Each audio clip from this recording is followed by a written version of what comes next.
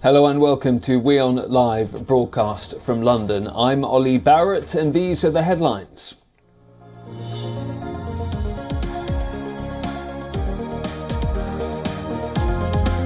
The leaders of Russia-backed separatist regions Donetsk and Lugansk call for a referendum on joining Russia as Ukrainian forces strengthen a counter-offensive.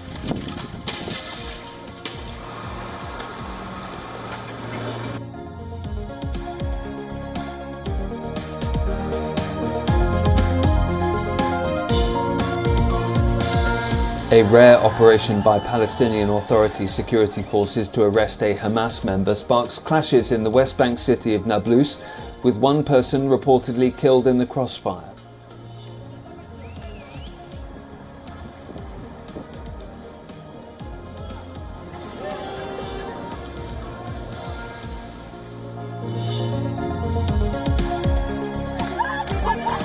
Four people are killed in protests as anger mounts in Iran over a woman's death after a morality police arrest.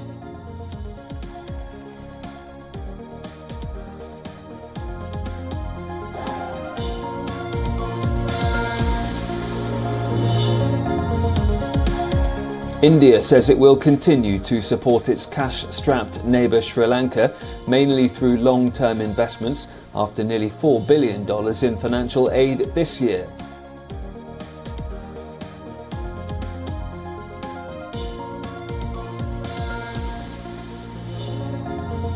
Sweden's central bank announces a big interest rate increase to try and combat inflation, ahead of more hikes expected in the US and the UK later this week.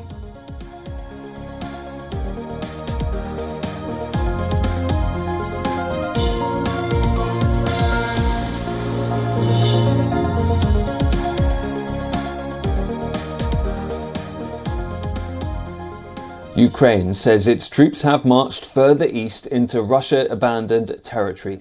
It paves the way for a potential assault on Moscow's occupation forces in the Donbas region. Ukrainian troops claim they've retaken a village in the Lugansk region. According to the governor, Ukraine is preparing to retake all of Lugansk province from Russian forces.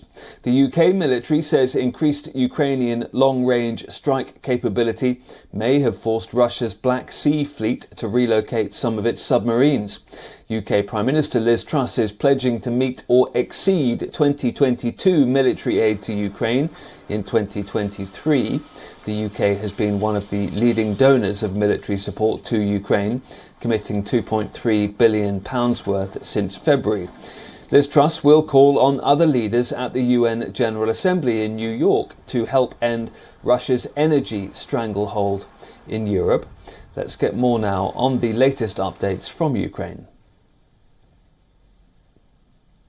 Ukraine extended its hold on recently recaptured territory on Monday as troops marched farther east into the areas abandoned by Russia, paving the way for a potential assault on occupation forces in the Donbas region. President Volodymyr Zelensky vowed Ukraine would keep fighting to regain its territory. We are stabilizing the situation, holding our positions firmly, so strong that the occupiers are really panicking.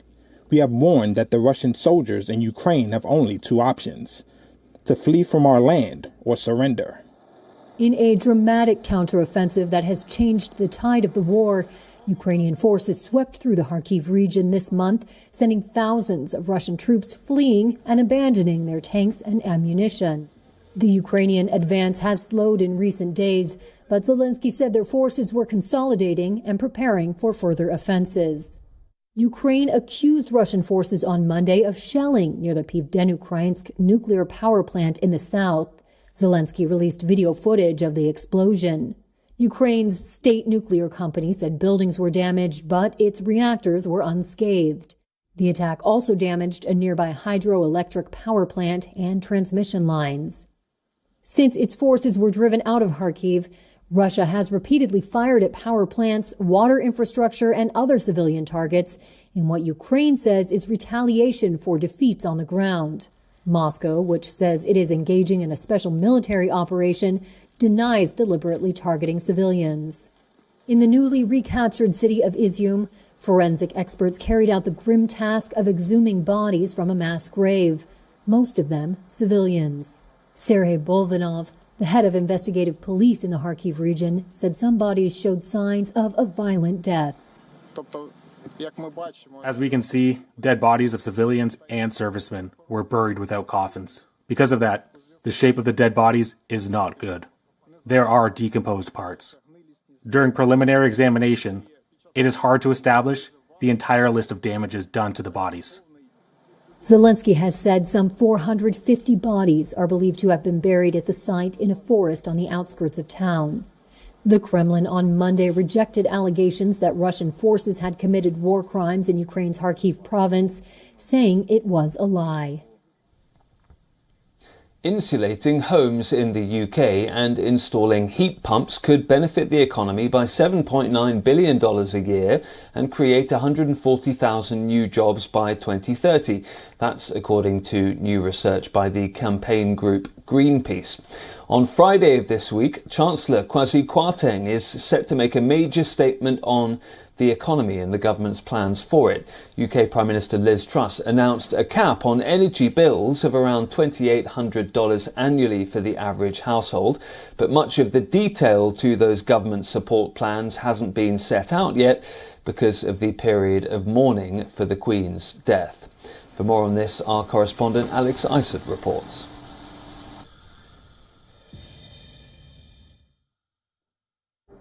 The cost of living crisis continues for many. In October, the energy price cap will raise to £2,500 annually for the average household, substantially lower than expected. But many are still waiting for the government's mini-budget at the end of this week to see what winter has in store. We do know that the government plans to focus on growth in all areas of the economy. Research by Cambridge Econometrics, commissioned by Greenpeace, suggests that focusing on energy saving could help boost the economy too. The analysis insists that insulating homes and installing heat pumps could benefit the economy by £7 billion a year, creating 140,000 new jobs by 2030. But it would require significant investment from the government, a figure set at £27.7 billion. Insulation is one of the cheapest ways to cut energy bills. However, insulation options have reduced by 50% since the government scrapped the Green Homes Grant in 2021. This trust has been pushing for short-term changes, which includes handing an estimated £150 billion to energy companies. Critics have said that the policies aren't aimed at solving the underlying causes of the crisis, including the UK's reliance on fossil fuels and its leaky houses. This is Alex Isett for WION. According to reports, government helicopters have attacked a school and village in north-central Myanmar, killing at least 11 children. The incident took place in a village in central Tabayin. This is footage that WION cannot independently verify in terms of its authenticity. Villagers say the bodies of the dead children were taken away by soldiers and buried nearby. After the attack, around 50,000 people were also reportedly forced to flee the violence. The military says the school was being used by rebel groups as a base. The groups in question are Kachin Independence Army and People's Defence Force. These are umbrella organisations of armed guerrillas. Both groups are considered by terrorists by Myanmar's Junta. Myanmar's shadow government, the National Unity, has condemned the attack. The party is calling for the release of 20 students and teachers who've been reportedly arrested. According to NGOs, violent attacks on schools in Myanmar surged to about 190 in 2021. It was just 10 the year before. Data also shows that more and more schools are being used as bases by both the military and armed groups. Well, for more on this, we're joined by Annie Zaman, who's a journalist and author based in Mae Sot. Thank you very much for being with us. Explain why schools are being used in this way. Thank you. I think it's really sad what we are now witnessing, what's happening in Myanmar, that schools are being targeted. We had independent reports that schools and hospitals were targeted earlier as well. For example, the United Nations has documented around 260 attacks on schools in Myanmar since the coup in February 2021.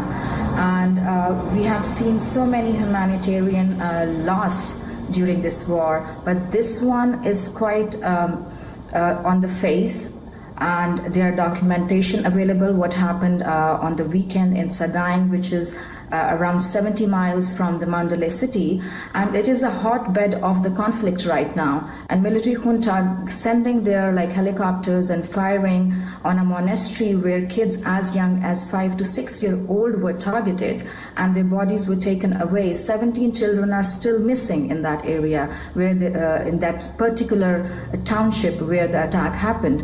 So I think this is quite astonishing, and Myanmar military has reached to another level, and this is a time where ASEAN and the upcoming United Nations Security Council needs to take up some actions and ask for international humanitarian laws to come at place in Myanmar.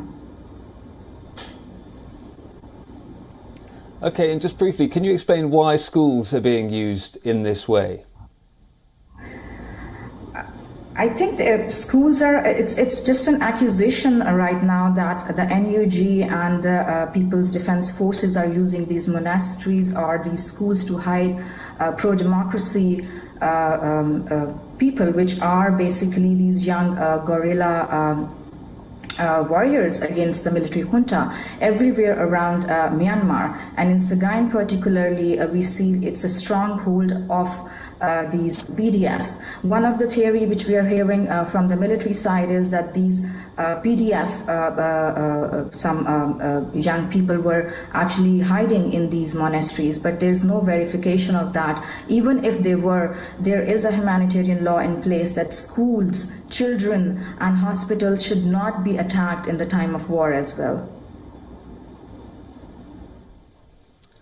Okay, thank you very much indeed. That's Annie Zaman, journalist and author based in Mae Sot.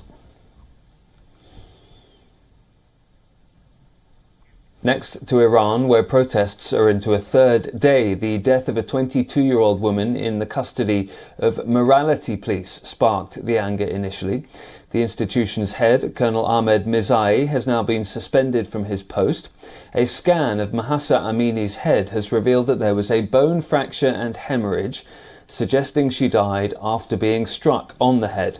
The Iranian Interior Minister has denied these allegations, saying that there are no reports of Mahsa Amini being beaten up in custody. Police say the death was caused by a heart condition. Amini's father says his daughter did not have any heart issues. Since last year, the Iranian President Ebrahim Raisi has tightened the enforcement of the headscarf law. He has spoken to Amini's family on the phone and offered condolences. Reports suggest a total of 5 people, meanwhile, have been killed in Iran's Kurdish region since Monday, when security forces opened fire at protesters there. And we've spoken to Dr. Meir Jafindafar, who's a West Asia analyst based in Tel Aviv.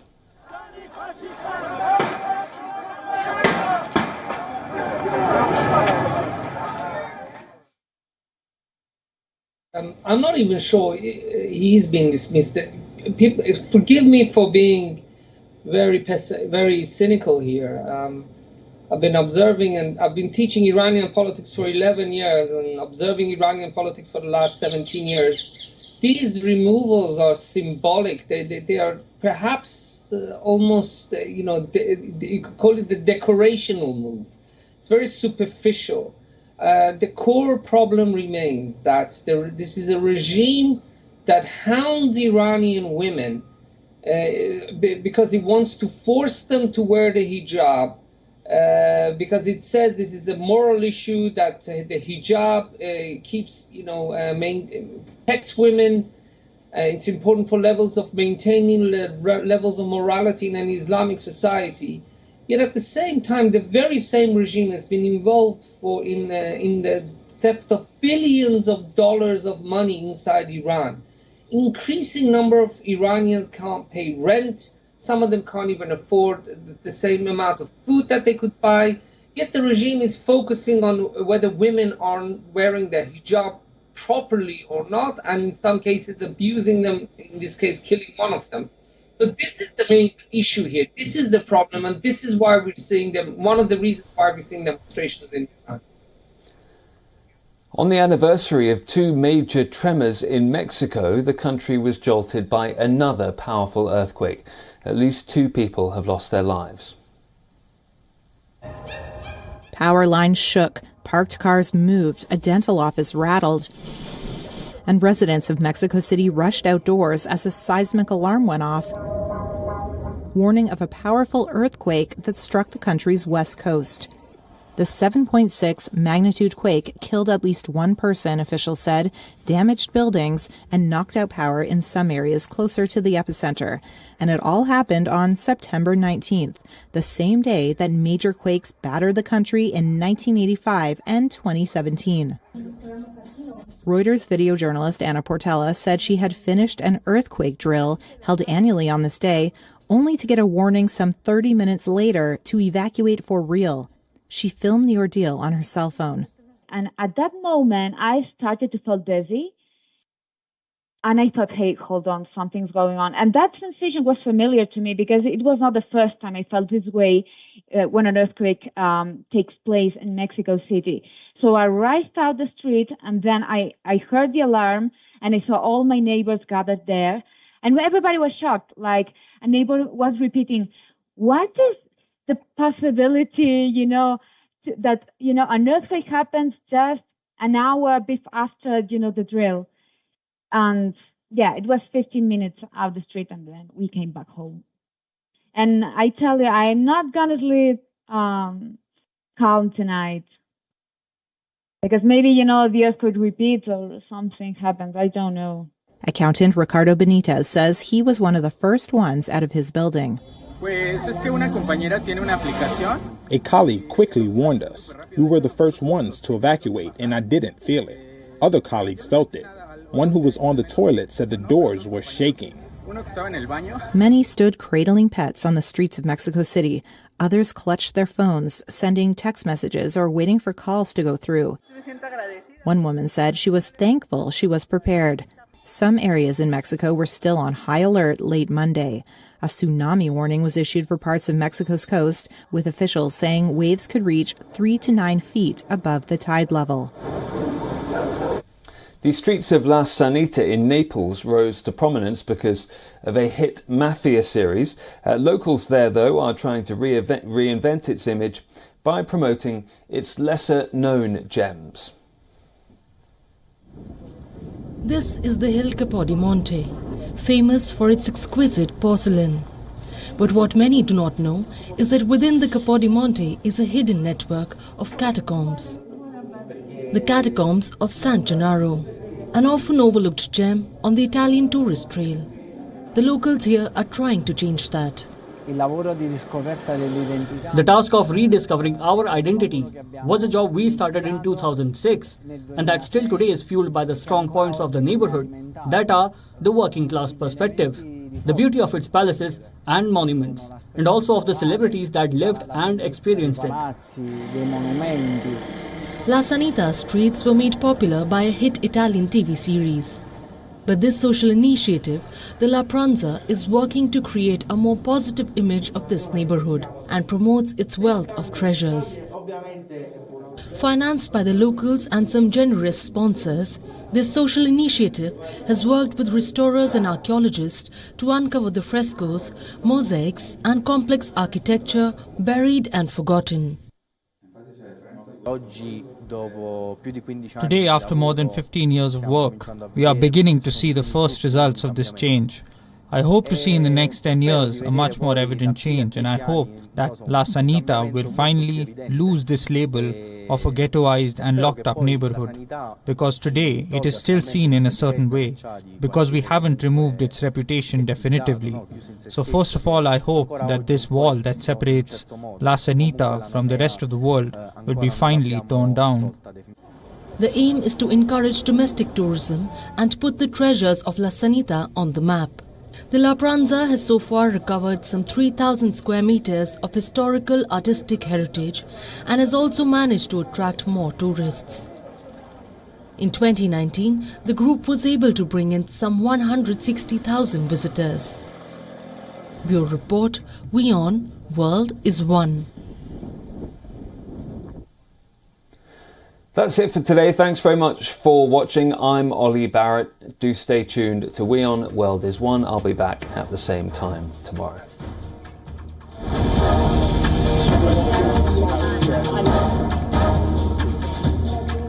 This is right, Arab.